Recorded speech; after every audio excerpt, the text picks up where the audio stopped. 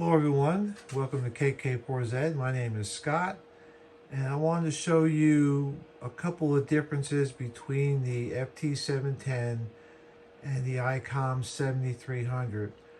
First of all, the screens, the touch screens are the same size. They just look a little bigger on the Yaesu because the Yaesu is not as tall as the 7300. Other than that, they're pretty close in size and weight. Currently, they do not make the rails for the 710, nor does RT Systems have software for it, but that's really not what this one is about. I want to talk about some of the differences. One is the QMB versus the memory pad. They both do the same thing. They're a quick memory storage, except the ICOM I happen to like better. Because I can edit the Memopad. In other words, if I put that in, it's about the same on both of them, a single press. Okay? And I can even put another one in. Alright, now let's say I want to get rid of one or all of them. What I do is I hit the menu, and I hit the M pad, and look, I can see them. I can see all 5. And let's say I want to get rid of the one in the middle. I just hit delete. Right, so got it there. And it disappears and they all stack up. Or I can delete all of them. And I use this function quite a bit. A lot of times I'll store some quick stuff and then I'll want to keep one frequency but get rid of another one. And rather than having to cycle through, I can get rid of them. The Yaesu does not have this. I believe in the FT-101 you can do it, but you can't do it on the FT-10, nor can you do it on the 710. And that's a shame because that's really a good thing. All right, the next thing I want to talk about is the Clarifier.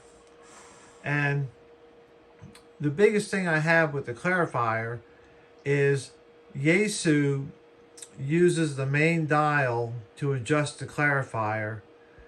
And you can adjust the frequency, the main frequency with this, but the lowest it goes is 5 kilohertz. Whereas with the ICOM, the Clarifier is adjusted with the multi switch, and this still remains the frequency changer. And here I'll demonstrate also too, ICOM has dedicated buttons for receive, transmit, and clear. With the Yaesu, you have to cycle through a menu system. So we'll do the Yaesu first, hitting the Clarifier. I use transmit the most, so I have to hit 2 clicks. Then I can adjust it, but then I can't adjust this except for, I'm sorry, it's 1 kilohertz at a time. All right, now why I don't like that is I do a lot of CW and I do a lot of PODA activations, and on CW a lot of times we are operating at an offset of less than 1 kilohertz. In other words, on PODA, it might be 14.071.5, and I can't get there from here. In order to change that, I have to hit this twice, change it, and then go back, and then go back, and hit my Clarifier again. I do like this VMI, which kind of tells me that I'm not in the mode, because if I spin this now, it's changing the Clarifier. It's not changing the frequency. So I'll get out of this, and then to clear it, it's the same thing on both of them. There's a push of a button on the ICOM, and we'll just we'll start there. Okay, I've got receive, transmit, and clear. I hit the transmit. Now I can dial in whatever I want. And also too, you can see on the screen that the marker on the 7300 moves with the clarifier, so I can see where I am if I'm trying to find a clear spot, you know, to send.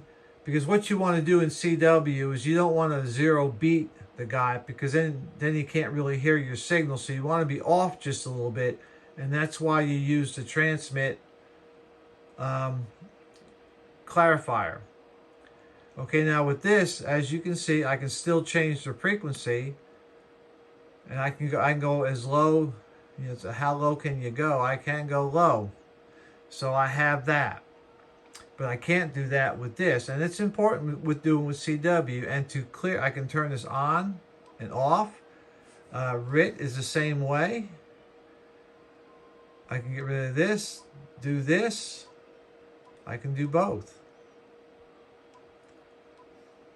And then the clear is just a push of a button.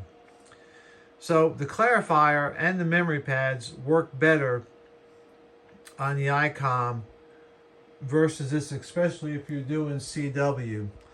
Also too, Notch has a dedicated button on the 7300, whereas with the FT-710 you have to go through a menu. You have to come in, you have to find it, you have to turn it on, and then you can adjust it. Okay, so there it's on. Then to turn it off, it's the same thing. But if you want to do shift and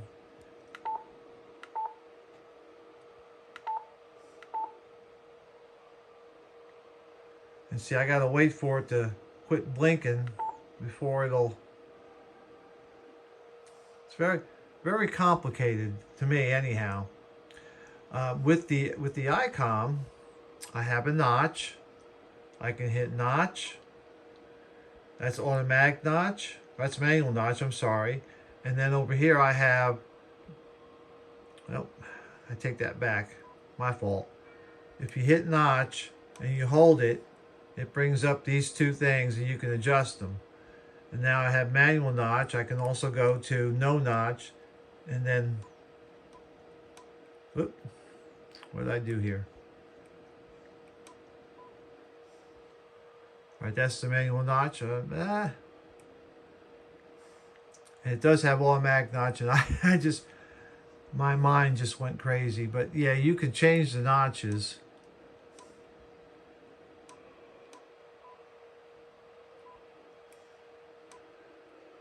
But it'll also do an automatic notch.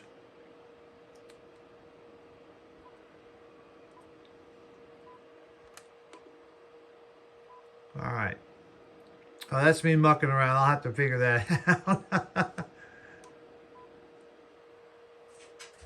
All right.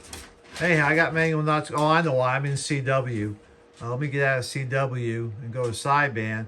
Now, sideband has an automatic notch and a manual notch. In CW, you don't have automatic notch because you'll notch out your signal.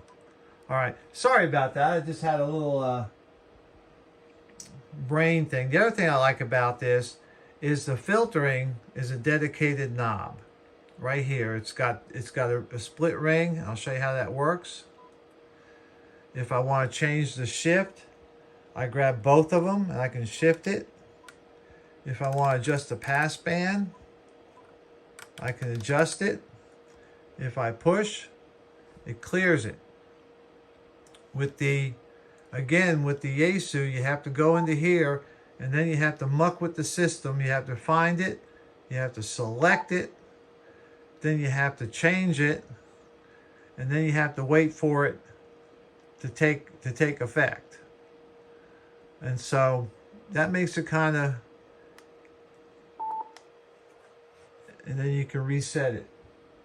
All right, the other thing that's nice about the ICOM, and you know, is, and I use this a lot, is the Breakin.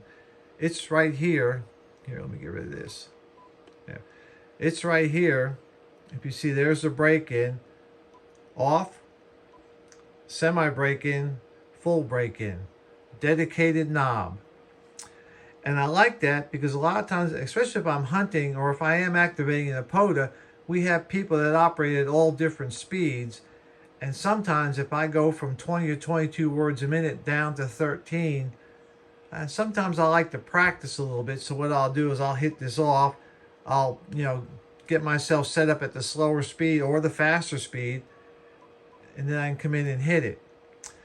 With the ASU, you have to hit the function button, and then you have to find the break-in, and you can, and so now I got break-in. Well, I take that back.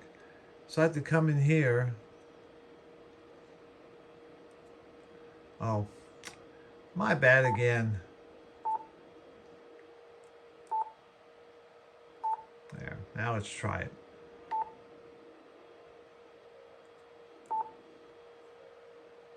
And so I have to come in the menu, and if I want to change it from semi break-in to full break-in, I have to go into the CW settings to change it. Whereas at the ICOM, it's all right here. Yeah, I'm a little befuddled this morning. You'll have to excuse me.